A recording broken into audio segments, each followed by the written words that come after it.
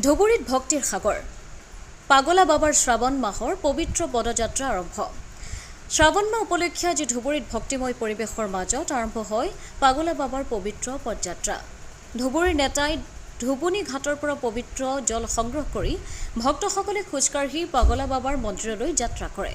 প্ৰতি বছৰৰ দৰে এইবাৰো কেইবা শতাধিক শিৱ ভক্তই বলবম ধ্বনিৰে আকাশ বতাহ মুখৰিত কৰি গভীৰ আস্থা আৰু ভক্তিভাৱেৰে এই ধৰ্মীয় যাত্ৰাত অংশগ্ৰহণ কৰিছে।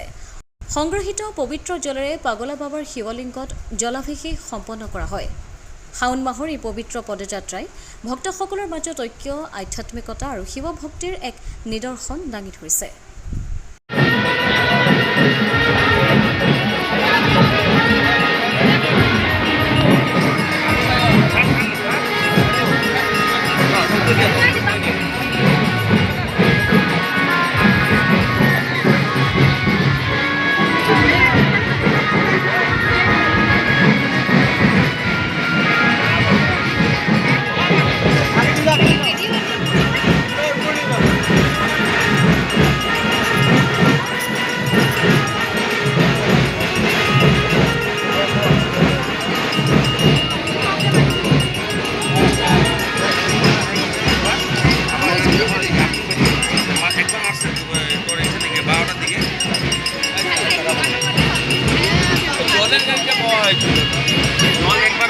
একবার আবার জলে কেটে নিয়ে আসতে আর্থিং পেতেছে না, ওকে ঠিক করতেছে, ঠিক করে আসতে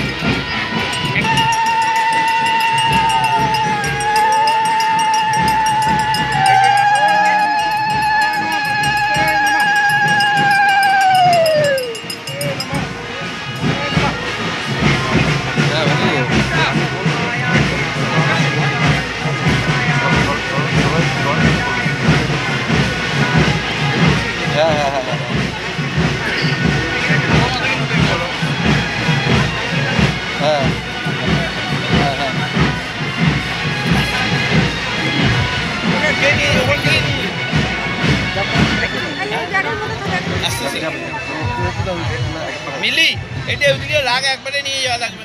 দেখি ঠাকুর মশাই, দেখি জোরে মারো। বাস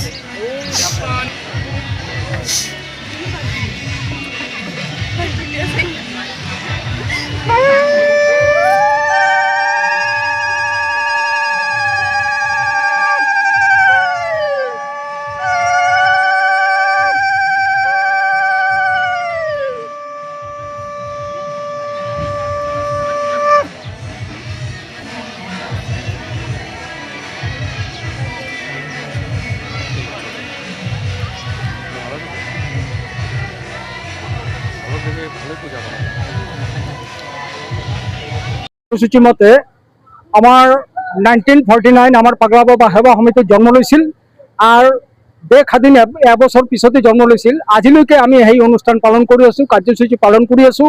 যোৱাবাৰৰ নিচিনা এইবেলিও আমাৰ বাবাৰ যিটো অভিষেক হ'ব, আমাৰ ব্ৰহ্মপুত্ৰ আৰু গদাধৰৰ নৈৰ মিলন ক্ষেত্ৰত আজি আমাৰ ইয়াত নেতা ধুবুনী ঘাটৰ পৰা আমাৰ পদযাত্ৰা আৰম্ভ হ'ব। সেই পানী দি আমি আমাৰ বাবাৰ অভিষেক কৰিম। সেইকাৰণে আজি পদযাত্ৰা হ'ব, আমাৰ ইয়াৰ পৰা ষ্টাৰ্ট হ'ব আৰু আমি পাগলা বাবা সেৱা সমিতি বাবাৰ যিটো মেইন মন্দিৰ তাত গৈ আমি পাম। আৰু আমাৰ এই পাগলা বাবা সেৱা সমিতিৰ তৰফৰ পৰা মই বাৰ্তা দিব খোজোঁ। আমাৰ বাৰ্তা হ'ল প্ৰগতি আৰু শান্তিৰ বাৰ্তা, বিশ্ব শান্তিৰ বাৰ্তা। আমাৰ অসম, আমাৰ ভাৰতবৰ্ষৰ কাৰণে আমাৰ শান্তিৰ বাৰ্তা। আমি সনাতনীসকলে যাতে একগোট হৈ এক লগত আমি হাতে হাত মিলাই কাম আগুৱাই যাব পাৰোঁ। আমাৰ পাগলা বাবা সেৱা সমিতি হ'ল আমাৰ যেনেকুৱা ত্ৰাণ কাৰ্যত ৰিলিফ ৱৰ্কক আমি যেতিয়া পাব্লিকৰ বিপদৰ সন্মুখীন হয়, প্ৰাকৃতিক দুৰ্যোগত আমি সেৱা সমিতিৰ তৰফৰ পৰা আমি এইবিলাক কাৰ্যসূচী লওঁ আৰু কাৰ্যসূচী পালন কৰোঁ। আমাৰ আশা আছে অহা দিনতো আমি যাতে নট অনলি ধুবুৰী, আমাৰ গোটেই অসমৰ ভিতৰত আমি সনাতনীসকলে একজোট হৈ পাগলা বাবা সেৱা সমিতিত আমি ইয়াত এক মিলন যাত্ৰা তথ্যভূমি ইয়াত আমি ৰূপায়িত কৰিম। অলৰেডি আমাৰ ইয়াত এটা মিলন যাত্ৰা তীৰ্থপূৰ্ণ ভূমি হৈছে আৰু আমাৰ বিভিন্ন বাহিৰৰ পৰা আমাৰ এক মাহৰ যিটো অনুষ্ঠান হ'ব, এই শ্ৰাৱণী উৎসৱত আমাৰ বহুত পুণ্যাৰ্থী আহে, পুণ্যাৰ্থীৰ সেৱা আমি কৰি থাকোঁ। এইটোৱে আমাৰ মেইন উদ্দেশ্য। ধুবুৰীত আপোনালোকে জানে বেশ কিছু বছৰ হ'ল ধুবুৰী গৌৰীপুৰৰ মাজত ভাঙা বুলি যে অঞ্চলটো কওঁ তাতে আমাৰ এটা দৈৱক্ৰমে শিৱলিংগৰ এটা আমি এটা গছৰ তলত দেখা পোৱাৰ পিছত ভগৱান শিৱ ৰূপে তাৰ পূজা কৰা আজি বহুত বছৰ হ'ল কত বছৰ হ'ল 1949 পৰা পিছত মন্দিৰো এটা তাতে গঠন হৈছে শ্ৰাৱণী মেলা আহি আছে আমাৰ শাওণ মাহত দেওবাৰে আৰু ৰাতিপুৱা উঠি সোমবাৰে মানুহ যোৱাটো আৰম্ভ হ'ব আৰম্ভণি কৰাৰ আগত আমি যোৱা কেইবছৰৰ পৰা ইয়াৰ পৰা জল আমি গংগা জল হিচাপে লৈ যাওঁ গৈ ঠাকুৰৰ অভিষেক কৰা হয় আৰু তাৰ পিছত আমাৰ শ্ৰাৱণী মেলা মাছ জোৰা যিটো কাৰ্যসূচী থাকে সেইটো আৰম্ভ হয় আজি ইয়াতে আমি ব্ৰহ্মপুত্ৰৰ ঘাট নিতাইতুপুনি ঘাট আপোনালোকে জানে ইতিহাস প্ৰসিদ্ধ নিতাইতুপুনি ঘাটত আমি উপস্থিত হৈছোঁ পূজা পাৰ্বণ হ'ল আমাৰ মা ভনীসকল এতিয়া কলহত পানী লৈ যাব প্ৰচেছনটো আৰম্ভ হ'ব ধুবুৰীত এটা শান্তিৰ পৰিৱেশ যাতে বজাই থাকে দেৱাদিদেৱ মহাদেৱে যাতে ধুবুৰীবাসীৰ ওপৰত এটা আশীৰ্বাদ সদায় বৰ্তাই ৰাখে ৰাইজ তথা বিভিন্ন পৰিবেশৰ লগত জড়িত ব্যক্তিৰ লগত সুখ শান্তি বজাই থাকে সেইখিনি আমি প্ৰাৰ্থনা কৰোঁ ধুবুৰী অঞ্চল যাতে শান্তিপূৰ্ণভাৱে উন্নতিৰ পথত আগবাঢ়ি যাব পাৰে তাৰ কাৰণে ব্যৱস্থাপনা কৰা হয় ধুবুৰী পৌৰসভাক কিছু দায়িত্ব দিয়া থাকে সেইবোৰ আমি তেনেকৈ পালন কৰোঁ বাকী মন্দিৰ সমিতি আপোনালোকে জানে এটা সৰু বস্তুৰ পৰা দেৱ আৰাধনাৰ কাৰণে যথেষ্ট কষ্ট তেখেতসকলে কৰি এটা ধুবুৰীৰ এই ভাঙাৰ মন্দিৰৰ পূজা নামনি অসমে নহয় গোটেই অসমতে বহুত মানুহে জনা হৈছে ভিৰ চালে আমি গমেই পাওঁ কিমান মানুহ গোটেই ৰাতি আহি থাকে নিশ্চয় ভগৱানৰ আশীৰ্বাদ আছে সেইটো আপোনালোকক ধন্যবাদ জনাইছোঁ শুভেচ্ছা থাকিল ভগৱানৰ আশীৰ্বাদ চবেই পাব আমিও পাওঁ আপোনালোকে পাব ধন্যবাদ